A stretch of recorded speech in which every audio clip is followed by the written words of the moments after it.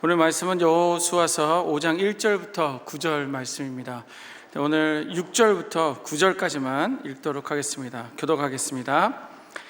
이스라엘 자손들이 여호와의 음성을 청종하지 아니하므로 여호와께서 그들에게 대하여 맹세하사 그들의 조상들에게 맹세하여 우리에게 주리라고 하신 땅 곧 젖과 꿀이 흐르는 땅을 그들이 보지 못하게 하리라 하시매 애굽에서 나온 족속 곧 군사들이 다 멸절하기까지 40년 동안을 광야에서 헤매었더니 그들의 대를 잇게 하시니 자손에게 여호수아가 할례를 행하였으니 길에서는 그들에게 할례를 행하지 못하였으므로 할례 없는 자가 되었음이었더라.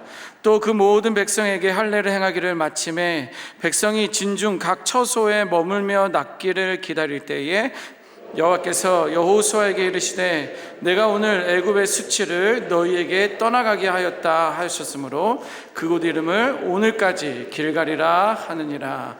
아멘. 자, 우리 말씀을 나누기 전에 오문일답을 하도록 하겠습니다. 제가 5가지 질문을 준비했고요, 또 5가지 질문을 드렸을 때 여러분들 한 가지 대답만 하시는 것입니다. 정답은 예수 그리스도. 정답을 미리 알려드렸습니다. 1번입니다. 애굽에서 이스라엘 백성들의 울부짖음을 보고 들으신 분은 누구일까요? 예수 그리스도. 2번입니다. 그 부르짖음에 반응하시며 이스라엘 백성들을 출애굽하신 분은 누구일까요? 예수 그리스도. 3번, 홍해를 가르시고 불기둥과 구름기둥으로 인도하신 분은 누구일까요? 예수 그리스도. 4번, 애굽의 수치를 떠나게 하시며 우리들의 수치까지도 떠나게 하실 분은 누구일까요? 예수 그리스도. 그러면 우리가 더욱더 신뢰하고 함께 해야 하는 분은 누구일까요? 예수 그리스도. 아멘. 저를 한번 따라 하시겠습니다. 예수님을 알고 예수님을 고백하고 예수님처럼 살겠습니다. 아멘. 제가 설교 전에 늘 이게 오문일답을 한다는 것을 아시고 저희 담임 목사님께서 이렇게 물어보셨습니다. 오늘 장애인 주일인데 어떻게 오문일답을 여전히 할 거냐 이렇게 물어보셔서 저는 한 채 망설임 없이 네 라고 대답을 했습니다. 제가 이렇게 오문일답을 준비하고 또 예수님의 문장을 따라하는 이유는 누구 때문일까요? 네, 예수님 때문에 그렇습니다. 어떻게 하면 우리 사랑부 친구들이 한 번 더 예수님을 고백하고 또 예수님처럼 살아가는 게 무엇인지 또 그것에 대해서 한 번 더 언급하고 고백하기 위해서 준비를 했고요. 또 그래서 여러분들에게도 동일하게 질문을 드렸습니다. 무슨 뜻인지 아시는 거죠? 네. 저는 2019년부터 우리 호산학교의 사랑부를 섬기고 있는 김의구 목사입니다. 고등학생 때부터 시작된 장애인들과의 그 만남에서 이제는 사랑부 사역을 맡게 된 지 30년이 훌쩍 넘었습니다. 여러분들 나이 계산하지 마십시오. 자, 성경에는요 승리하고 성공한 이야기들이 있습니다. 하지만 이렇게 따뜻하고 훈훈한 이야기들만 기록되어 있지는 않습니다. 오히려 실패한 이야기들이 있고요, 형제를 팔거나 아버지를 배반하는 이야기, 도둑질하는 이야기, 그런 내용들이 성경에 기록되어 있습니다. 어떻게 보면 하나님의 백성으로서 부끄럽고 수치스러운 이야기, 그래서 오히려 이것만큼은 기록하지 않으면 좋겠다라는 그런 마음이 들 정도까지의 그런 사건들이 성경에는 수없이 셀 수 없을 정도로 성경에 기록되어 있습니다. 여러분들께서는 어떤 이야기들이 있습니까? 숨기고 싶은 그 비밀, 혹은 선뜻 다른 사람에게 오픈하기 어려운 불편한 진실. 그런데 성경이 이야기들을 숨김없이 기록하고 있는 이유가 있습니다. 성경에 나와 있는 그들처럼 우리도 지금 그것을 읽고 묵상하는 우리들도 여전히 연약한 죄인임을 성경을 알려주기 위해서 기록하고 있습니다. 그럼에도 불구하고 우리 하나님은요, 우리가 더 이상 죄에서 죄 가운데 있지 아니하고 회복되기를 원하는 마음에 또 성경에 기록하고 있습니다. 그리고 이미 예수 그리스도를 통해서 회복의 이야기가 시작되었음을 말씀하고 있는 것입니다.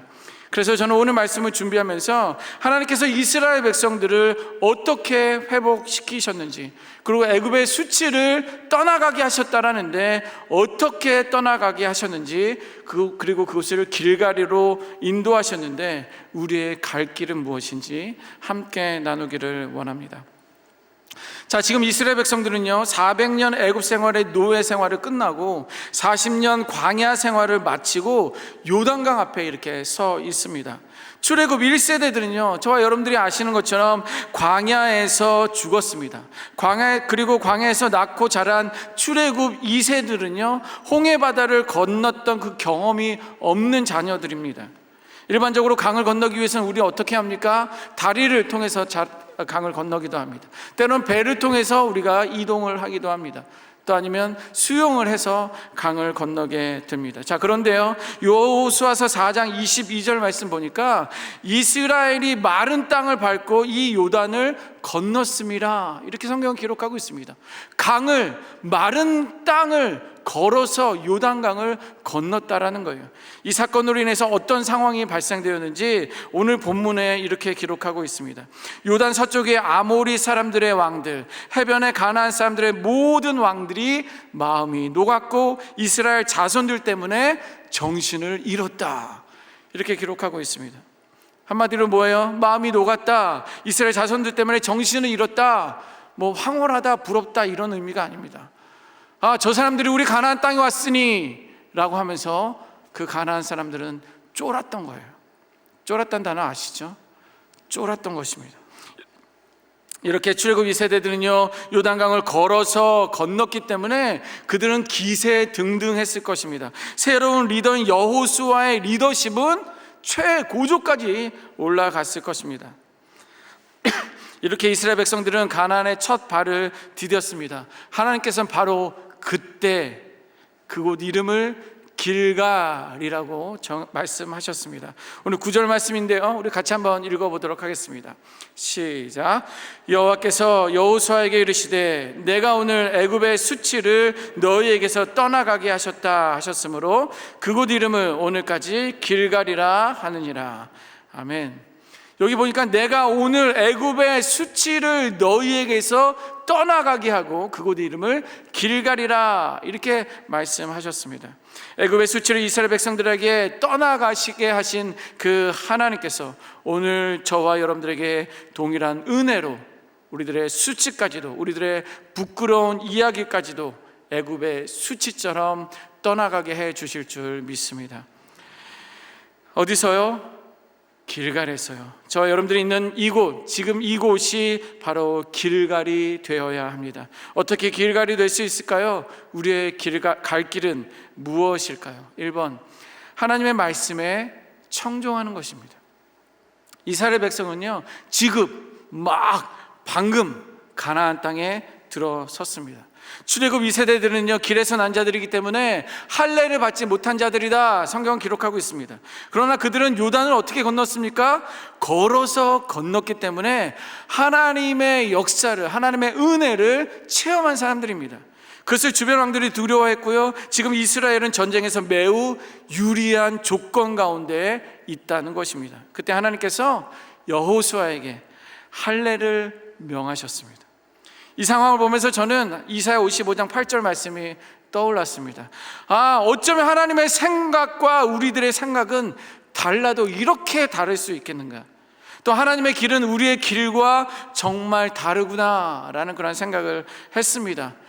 여호수아의 리더십도 점점 올라갔고 우리는 걸어서 요단을 건넜기 때문에 기세 등등할 때, 또 우리들의 적군은 벌벌 떨고 있을 때, 두려워하고 있을 때 우리가 이때 가나안을 점령하면 되는데, 가나안을 점령하고 우리가 그때 할례를 해도 되는데 왜 하나님의 생각, 하나님의 마음, 하나님의 계획은 우리와 다를까라는 것입니다. 하지만 분명한 거는요 하나님은 오르신 분이시라는 것이고 우리는 그르다라는 거예요. 그러한 진리 앞에 순종하는 것입니다. 하나님을 선택해야 된다는 거예요. 나의 마음과 나의 생각이 아니라. 결국 여호수아도 이스라엘 백성들도 순종하며 할례를 행합니다. 할례를 하게 되면요 며칠간 움직이기가 좀 어렵습니다. 오히려 이스라엘 백성들이 할례를 했다는 소문이 퍼지게 되면 가나안과 주변 사람들이 역습할 위협도 고려해야 합니다. 그럼에도 여호수아는 하나님의 말씀이 떨어지기가 무섭게 할례를 시행합니다. 도대체 이스라엘 백성들에게 있어서 할례가 무엇이기에 그렇게 위험을 무릅쓰고 할례를 강행했을까요? 그것은 이스라엘 백성들의 정체성입니다. 할례라는 것은요, 이스라엘 백성들의 아이덴티티입니다. 우리 사도행전 7장 말씀 같이 한번 읽어보겠습니다. 시작. 할례의 언약을 아브라함에게 주셨더니 그가 이삭을 낳아 여드레 만에 할례를 행하고 이삭이 야곱이 우리 12조상을 낳으니라. 아멘. 여기 본문에 기록하고 있습니다. 할례의 언약을 아브라함에게 주셨다. 이렇게 할례는 아브라함을 통해서 처음 시작하게 되었습니다. 할례는요, 이스라엘 백성들 입장에서 보면 오직 여호와 한 분만을 경외하고 섬기겠다라는 어떤 그러한 결단의 외적 표징입니다. 하나님 입장에서 보면요, 자기 백성을 내가 보호하겠다, 너희들을 인도하겠다라는 하나님의 약속이요 언약인 것입니다. 이스라엘 백성들은요 400년간의 애굽의 종으로 살았고요, 이어 40년간의 광야 생활을 했다라는 어두운 히스토리가 있습니다. 아무리 출애굽 2세라 할지라도 이미 3, 4대에 걸쳐서 노예 근성의 뿌리는 쉽게 뽑히지 않고 그대로 남아 있었을 것이다라는 거예요. 하나님께서는 아브라함으로부터 시작된 그 언약을 상기시키면서 그 할례를 통해서 과거 애굽에서 겪었던 노예 근성을 끊기를 원하셨습니다. 그리고 하나님의 선택한 언약의 백성으로서 정체성을 회복하기를 원하셨다라는 거예요. 결국 오직 하나님만 경외하며 섬겨라 라고 하시는 그 아버지 하나님의 마음이 그 할례에 담겨져 있었다는 것입니다. 하나님의 말씀에 순종하십시오. 환경을 보고 하나님의 말씀을 이렇게 저렇게 저울질하지 마십시오. 나의 생각과 나의 계획과 다를지라도 하나님 말씀 앞에 반드시 순종할 수 있는 저와 여러분들이 되어야 될 줄 믿습니다. 아니, 다를 수밖에 없을 때 결국 1세들은 하나님의 음성을 청종하지 아니하므로 약속의 땅을 밟지 못한 그 사건을 우리는 알고 있습니다. 저는 이 가장 안타까운 것은 모세입니다.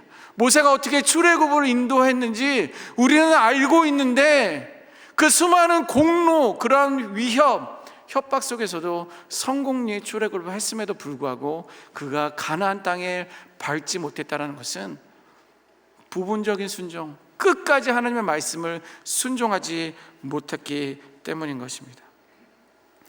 애굽의 수치를 떠나가게 하신 길갈의 언약 앞에 우리의 갈 길은 여호와 하나님 말씀에 순종하는 것입니다.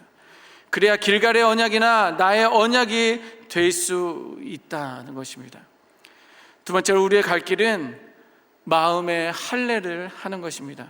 이스라엘 백성들은 길갈에서 할례를 했다면 저와 여러분들은 오늘 마음의 할례를 해야 하는 것입니다. 그럼 마음의 할례라는 것은 무엇일까요? 하나님께서 처음 창조하셨던 그 마음, 그 시각을 통해 약속의 땅을 바라보는 렌즈와 같은 것입니다. 내 생각, 내 경험, 내 자아, 내 계획과 목적으로 바라봤던 것들을 내려놓는 것입니다. 보이지 않는 약속을 바라보는 것이기 때문에 믿음의 눈으로 그것을 바라봐야 되는 것입니다. 이스라엘 백성들이 400년간의 애굽의 노예로 있는 동안에도 사실 그들은 여전히 하나님과 언약을 맺은 언약의 백성들이었습니다. 그들이 400년 동안 노예로 살았을 때는 하나님이 몰랐던 게 아니라 그들은 알지 못했지만 400년 동안에도 하나님과의 언약의 백성들이었다라는 거예요. 그리고 지금 가나안 땅을 밟고 있는 출애굽 그 2세들도 여전히 하나님의 언약의 백성들이었다라는 것입니다.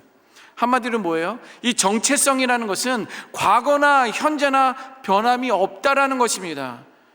그런데요, 그 400년 동안에 노예 생활이 언약의 백성이라는 그 정체성을 잊어버리게 했다라는 거예요. 그 정체성을 회복하기 위해서 하나님께서는 명령을 행하셨던 것입니다. 그들에게 있어서 할례는 자신의 정체성이 무엇인지 바르게 인식하는 기회가 되었고요, 그것을 바라보는 렌즈로 갈아 끼우는 계기가 되었던 것입니다. 이와 같이 정체성은요, 환경이 변하고 혹은 눈에 보이는 것들이 바뀐다 할지라도 그 아이덴티티는, 그 정체성은 변하지 않는 가치가 그 안에 있다는 것입니다. 왜냐하면 정체성이라는 것은 내적인 것이고요, 또 정신적인 것이기 때문에 그렇습니다. 그리고 지금 저와 여러분들도 그 마음의 할례를 하는 것입니다. 하나님께서 천지를 창조하시며 보기에 심히 좋았더라, 이런 말씀을 하셨습니다. 그리고 여섯째 날에 자기의 형상을 따라 사람을 창조하셨음을 우리는 기억하실 것입니다. 하나님께서 지금 사랑부실에서 예배를 드리고 있는 우리 사랑부 친구들이나 이곳에서 저와 함께 여러분들 대면 드리고 있는 저와 여러분들이든지, 그들이 선천적 혹은 후천적 장애인이든 여러분들이 비장애인이든 상관없이 예수 그리스도를 구주로 영접한 우리 모두는 하나님의 형상대로 지음받은 하나님의 자녀요, 천국의 백성이라는 정체성이 있다는 것입니다. 하지만 아담과 하와가 죄로 인해서 죄인된 우리들은 우리의 가치와 존재가, 정체성이 무엇인지 알지 못한 채 하나님의 형상이 일그러진 채 우리들은 살아가고 있다는 것입니다. 이것을 마음의 할례를 통해 회복의 눈으로, 믿음의 눈으로 바라보는 것이, 이것이 바로 길 가리고 우리의 갈 길입니다. 세 번째, 구별되이 사는 것입니다. 이스라엘 백성들이 애굽에 거할 때 풍요와 다산을 상징하는 우상들이 여럿 있었습니다. 역시 그들도 거기에 살고 있었기 때문에 아마도 우상을 섬기며 살았을 것입니다. 그리고 1월 성신의 우상들도 있었고요, 또 나일강을 상징하는 풍요의 신 등 수많은 우상의 배경 가운데 그들은 살아갔을 것입니다. 하지만 이제는 무엇입니까? 하나님과 함께 약속의 땅에 들어가야 하는 이스라엘 백성들에게는 변화에 대한 결단이 필요했다는 것입니다. 하나님께서는 자신의 백성들이 세상 사람들과 구별되기를 원하셨다라는 거예요. 구별이란 게 뭔지 아십니까? 구별이란 것은 잘라낸다라는 말이에요. 분리한다라는 말입니다. 구별한다라는 그런 뜻입니다. 그래서 우리는 먼저 이 죄로부터 분리되어야 합니다. 그런데 우리는 예수 그리스도를 구주로 영접한 이들로 세상과 이미 구별된 사람입니다. 여러분들은 세상과 구별된 사람입니까? 여러분들은 세상과 구별된 사람입니까? 죄로 구원받은 백성들입니까? 아멘. 하지만 우리 하나님께서는요, 단지 세상과 구별되어 끝나는 것을 원치 않으셨어요. 죄로부터 자유함을 받아서, 구원을 받아서 세상 사람들과 다르구나, 이것이 최종 목적과 목표가 아닌 것입니다. 레위기 11장 45절 이렇게 기록하고 있습니다. 우리 같이 한번 읽어보겠습니다. 시작. 나는 너희의 하나님이 되려고 너희를 애굽 땅에서 인도하여 낸 여호와라. 내가 거룩하니 너희도 거룩할지어다. 아멘.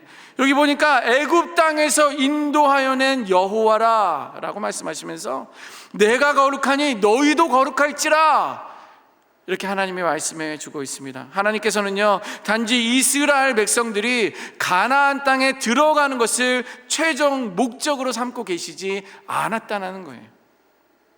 이스라엘 백성들을 출애굽시킨 그 이유도, 그리고 광야 생활 가운데 십계명을 주신 그 이유도, 그 험한 광야 가운데서도 성막을 지으라고 명령하신 그 이유도, 이 모든 것이 자신을 닮은 거룩한 백성이 되게 하시기 위한 그 목적과 이유가 거기에 있다는 것입니다.